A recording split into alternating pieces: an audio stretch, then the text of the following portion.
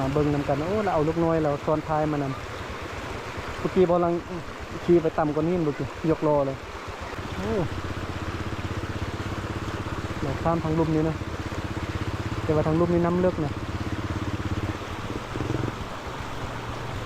โอ้ได้บ่ขึ้นได้บ่ได้บ่ได้บ่น้ำลึก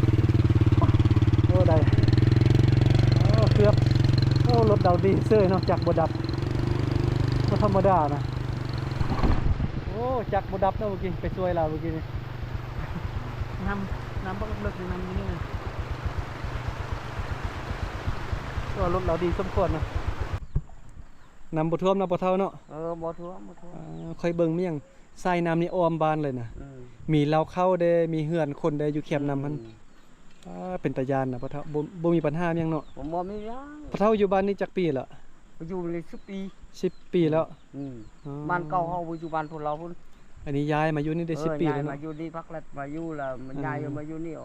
ย้ายมาอยู่นี่ตั้งแต่มาอยู่นี่10 ปีนี่น้ำบ่เคยท่วมเด้บ่ท่วมอ่ะบ่ท่วมมีแต่ใหญ่ๆลง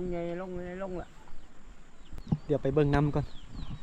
เดี๋ยวจะพาไปเบิ่งบนนั้นทรายน้ำอีกติมนะก็เคยทายแล้วทรายน้ำแห่งนั้นนะแต่ว่าเพื่อที่จะ FC ใหม่พ่อแม่พี่น้องทานใหม่ที่อย่างบ่ทันเบิ่งนะที่ว่ามาติดตามตำนานน่าจะบ่ได้เบิ่งเถอะอย่าพาไปเบิ่งนะส่วนพี่น้องท่านใดที่เคยเบิ่งแล้วก็เบิ่งเพื่อความม่วนความบันเทิงไปเนาะเดี๋ยวจะพาไปเบิ่งอีกครั้งเนาะให้พ่อแม่พี่น้องที่ติดตามใหม่ๆนี่ได้เบิ่งนำกันอีกตึมเนาะไปเบิ่งทรายน้ำแห่งนั้นนะเพราะว่าก่อนที่จะขึ้นไปในบ้านนี้ต้องได้ผ่านทรายน้ำนั้นก่อนมีรถจักรกับขี่รถจักรข้ามน้ำโอ้โธ่ยานได้จูงข้ามเนาะขี่ข้ามบ่ได้เวลาน้ำใหญ่นี่จักดับเลยนะ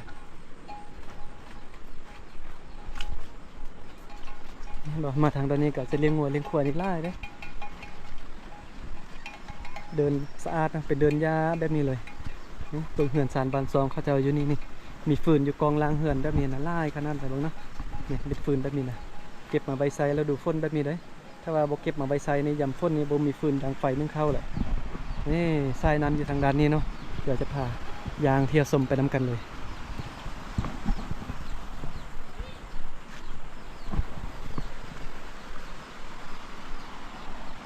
ทรายน้ำบนนี้นะที่ต้องได้ยางข้ามไปทุกมือนะไปให้ไปส่วนก็ต้องได้ข้ามน้ำทรายนี้ไปในเมืองหรือว่าไปบ้านอื่นก็ต้องได้ข้ามแม่น้ำทรายนี้ก่อน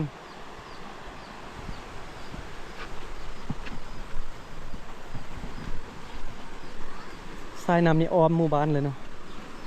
แล้วดูฝนนี้ก็จะยุ่งยากนิดนึงในการข้ามไปข้ามมานะ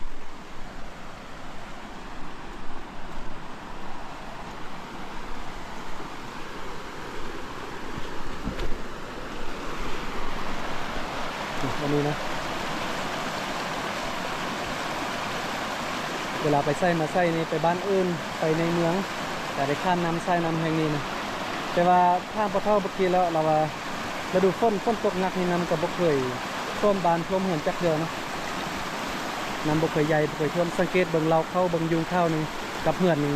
จะอยู่ซ่องฟ้าข้างน้ำแบบนี้นะอยู่ข้างน้ำแบบนี้เลยนะบ่มีปัญหาหยังเลยการใช้ชีวิตอยู่นี้เรื่องน้ำท่วมนี่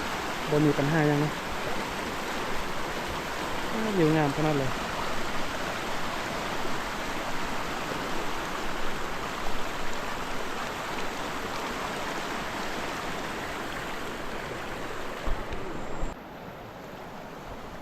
ฝั่งนี้เราเข้านี่ป้า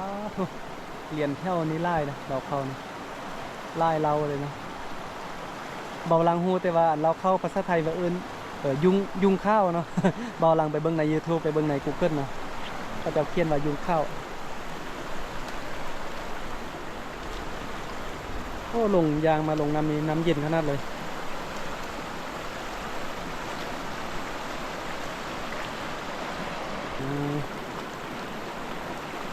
เข้าเล่นบ่มันอยู่พุ่นเพิ่นไงเห็นบ่การไปมานี่จะต้องได้ข้ามน้ำนี่กันเนาะพอเท่าเราจูงแค่นล้านข้ามน้ำโอ้คนน้อยๆนี่เอาบัดนี้